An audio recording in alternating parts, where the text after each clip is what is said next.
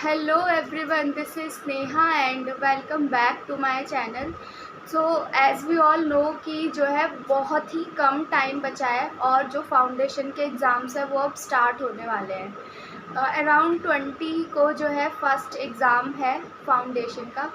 तो अब जो हमारे पास ये जो 20 दिन बचे हैं ना, that is going to be a very crucial period.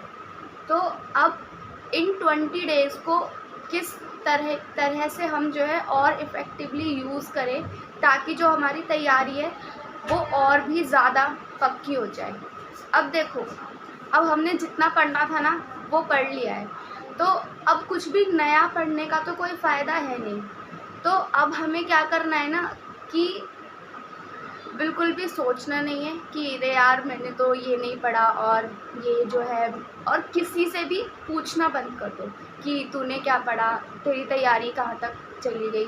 क्योंकि अगर उसने हमसे ज़्यादा पढ़ रखा होगा तो हम यही सोचने में टाइम बिता देंगे कि मैंने तो ये पढ़ नहीं रखा है। तो इससे क्या होगा ना, जो 20 दिन और ये जो मई के 3 या 4 दिन बचे हैं वो सोचने में ही चले जाएंगे। तो बिल्कुल भी ऐसा नहीं करना है।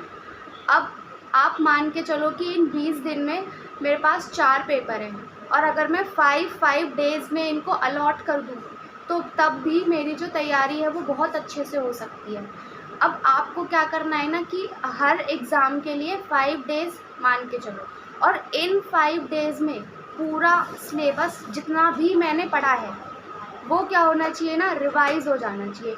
And one most important thing कि आपको जो है लास्ट का जो 5 डे होगा ना, 5th डे जो होगा, अराउंड 2 MTPs या प्रीवियस ईयर क्वेश्चन पेपर लगाने ही लगाने हैं। 3 घंटे का टाइम है तो 2.5 घंटे का टाइमर लगाइए और उसमें कोशिश करना कि जो है मतलब मैं मैक्सिमम से मैक्सिमम मार्क्स का जो है अटेम्प्ट कर पाऊँ। तो let's start the video. So first of all सबसे पहले इकोनॉमिक्स से स्टार्ट करो, क्योंकि इकोनॉमिक्स जो है ना हमेशा स्कोरर रही है। जो एग्रीग्रेट बनाती है ना, इकोनॉमिक्स बहुत ज़्यादा हेल्पफुल होती है आपके लिए। अब इकोनॉमिक्स का तो पूरा ही सिलेबस चेंज हो गया है, तो सबसे ज़्यादा फोकस तो करना है, जितनी भी जो नई चीज़ें आई हैं ना उन पर ज़्यादा फोकस करना है। तो बीसी के तो हट ही गया है।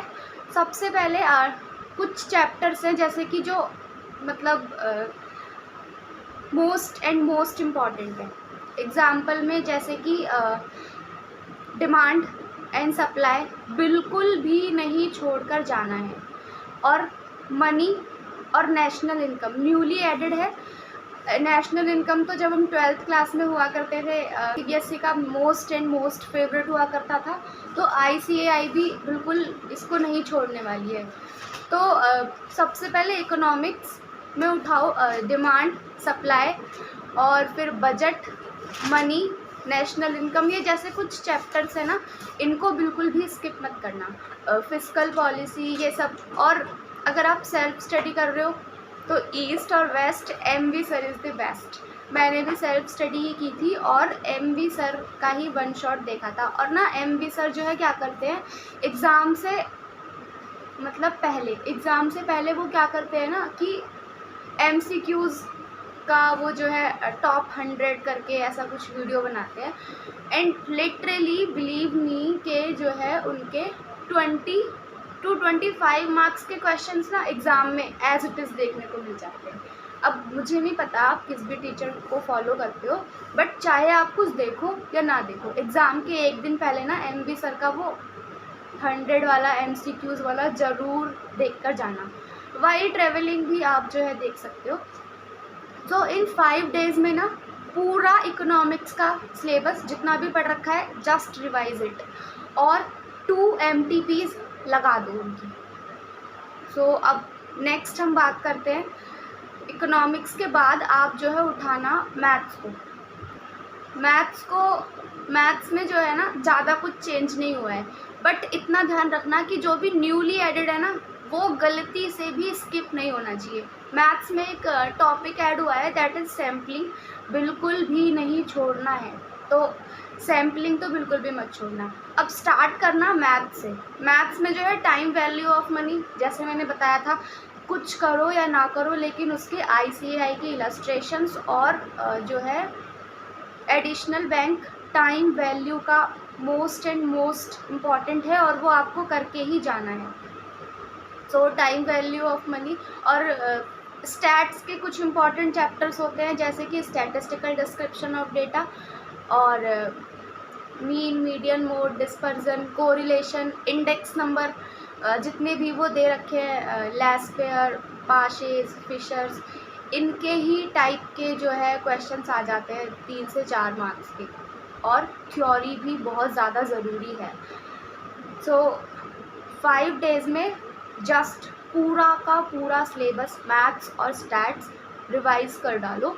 और मैथ्स के लिए जो है 2 घंटे का हमें 2 घंटे का टाइम मिलता है, तो 1.5 घंटे का टाइमर लगाना और कोशिश करना कि मैं 60 to 65 MCQs अटेम्प्ट करूँ।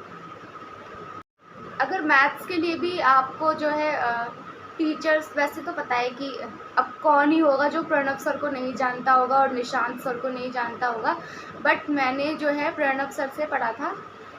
अपना अपना परसेप्शन है, आप जिससे भी चाहें पढ़ सकते हैं, बट 5 डेज़ बिल्कुल भी वेस्ट नहीं होने चाहिए। Thirdly, law. मैं बता रही हूँ, जब मेरा दिसंबर 23 का जो अटेम्प्ट था, उसमें जो है ना एग्ज़ाम से एक दिन पहले बहुत सारे टीचर्स होते हैं जो कि वन शॉट जो है बना रहे होते हैं। सो अनअकैडमी पे एक मैम थी, मुझे उनका नाम नहीं पता, तो वो भी मतलब पढ़ा रही थी, तो वो LLP पढ़ा रही थी, जिसमें कुछ लाइबिलिटी करके कुछ होता है, तो उसमें ना कुछ नई अमेंडमेंट आई थी और मैंने सोचा कि मैं इस अमेंडमेंट को जो है एग्ज़ाम के दिन मतलब कल पढ़ लूँगी सुबह सुबह, और मैं उसे नहीं पढ़ पाई। बट एज़ इट इज़ उन्होंने कहा था कि ये जो है न्यूली एडेड पॉइंट है और आपके एग्ज़ाम में आएगा ही आएगा, और वो आया भी था। और मुझे इतना रिग्रेट हुआ कि अगर मतलब मैंने वो पढ़ लिया होता तो 5 मार्क्स का अराउंड क्वेश्चन था वो, और वो मैंने छोड़ दिया क्योंकि पढ़ा नहीं था। तो आप भी लॉ में आप स्टार्ट करना सबसे पहले LLP, जो छोटे चैप्टर्स हैं ना उनको सबसे पहले उठाओ, मेरा ऐसा मानना है। तो LLP, नेगोशिएबल इंस्ट्रूमेंट जो कि न्यूली एडेड है, बिल्कुल भी स्किप नहीं करना है। चाहे इंडियन कॉन्ट्रैक्ट एक्ट में अगर 7 to 8 यूनिट्स है, आई थिंक ऐड भी हो गई हैं, बेलमेंट, प्लेज ऐसे करके ऐड भी हो गई हैं, तो स्टार्टिंग की 4 to 5 यूनिट्स अच्छे से कर लो, that is sufficient contract acts में से। अगर भाई कुछ नहीं से कुछ तो अच्छा ही है ना, something is better than nothing, तो कुछ तो कर ही लेना। और कंपनीज एक्ट बिल्कुल मत छोड़ के जाना, क्योंकि उसमें डायरेक्ट क्वेश्चन आने के चांसेस बनते हैं कंपनीज एक्ट में से, स्पेशली कॉरपोरेट वेल, उसके जो वो केसेस दिए होते हैं 5, बिल्कुल भी स्किप नहीं करना है, as it is direct question आ जाता है। और सबसे पहले LLP, देन कंपनीज एक्ट, और जो है इंडियन कॉन्ट्रैक्ट एक्ट की 5 यूनिट्स तक कोशिश करना कि हो जाए, होना ही चाहिए, क्योंकि कॉन्ट्रैक्ट एक्ट में से 25 टू ऐसे ही मतलब 25 मार्क्स का अराउंड तो कवर होता ही है। तो ये, और 5 डेज़ में ना मतलब जैसे तो पता ही है कि सबसे पहले हमें वो लिखना होता है सेक्शन नंबर, भले आपको याद हो तो ठीक है लिख देना, नहीं तो प्रोविज़न, फैक्ट्स और कंक्लूज़न। तो कोशिश करना कि 5 डेज़ में सारा सिलेबस जितना भी मैंने पहले से पढ़ रखा है, कुछ भी नया नहीं पढ़ना है, जितना भी मैंने पहले से पढ़ रखा है उसको जो है सारा रिवाइज़ करने के बाद जो है लास्ट के 2 डेज़ क्वेश्चंस प्रैक्टिस करना। अब तो BCR नहीं है, बट अब तो पूरा 100 मार्क्स का एग्ज़ाम आने वाला है। अगर कुछ क्वेश्चंस ऐसे होते हैं जो कि समझ में नहीं आते, बट हमें पता रहता है कि इसमें जो है प्रोविज़न कौन सा वाला लगने वाला है, तो भले आप कंक्लूज़न ना लिख पाओ ना, लेकिन फैक्ट और प्रोविज़न मस्ट लिख के आना। प्रोविज़न तो आपको लिखना ही है, और फैक्ट तो वो क्वेश्चन में थोड़ा बहुत टिक देना होता है, ऐसा कुछ होता है। तो इस तरीके से जो है लॉ की प्रिपरेशन करनी है। लास्ट में अकाउंट्स क्यों रख रहे हैं, क्योंकि फर्स्ट पेपर अकाउंट्स का होता है, फर्स्ट पेपर तो अकाउंट्स का होता है ना, तो उसको वो ग्रिप बनी रहे ताकि एग्ज़ाम टाइम तक, तो उसको लास्ट के 5 डेज़ में ही अलॉट कर दिया मैंने। तो अकाउंट्स में भी मोस्टली जो छोटे छोटे चैप्टर्स हैं ना, उन पर ज़्यादा ध्यान देना। एग्जाम्पल में BRS और bills of exchange, inventory, depreciation और अमोर्टाइजेशन में जो अमोर्टाइजेशन न्यूली एडेड हुआ है ना, उसको बिल्कुल भी मत स्किप करना। मोस्ट चांसेस बनते हैं कि डेप्रीसिएशन ना आए और उसके बदले जो है अमोर्टाइजेशन ही आए, तो बिल्कुल भी स्किप नहीं करना है। मेरे जब मैंने जून में एग्ज़ाम दिया था, फर्स्ट अटेम्प्ट था मेरा, तो मुझे लगता था, मतलब सब मान के बैठ रहे थे कि भाई कुछ आए ना आए, फाइनल अकाउंट से तो आता ही है 20 मार्क्स का क्वेश्चन, बट ICAI ने ऐसा प्रैंक कर डाला अपन के साथ कि क्वेश्चन ही नहीं दिया, फाइनल अकाउंट्स का क्वेश्चन ही नहीं दिया। तो ऐसा हो सकता है कि काफ़ी टाइम से ना मैन्युफैक्चरिंग और नॉन मैन्युफैक्चरिंग में जो है मैन्युफैक्चरिंग का ही क्वेश्चन आता जा रहा है। इस बार चांसेस हो सकते हैं कि आपका नॉन मैन्युफैक्चरिंग का जो है क्वेश्चन आए, ठीक है, सॉरी, मैन्युफैक्चरिंग का क्वेश्चन आए, जिसमें वो बनाना होता है, मैन्युफैक्चरिंग अकाउंट बनाना होता है, देन ट्रेडिंग, PNL, ये। और कंपनीज अकाउंट्स को तो छोड़कर जाना ही नहीं है।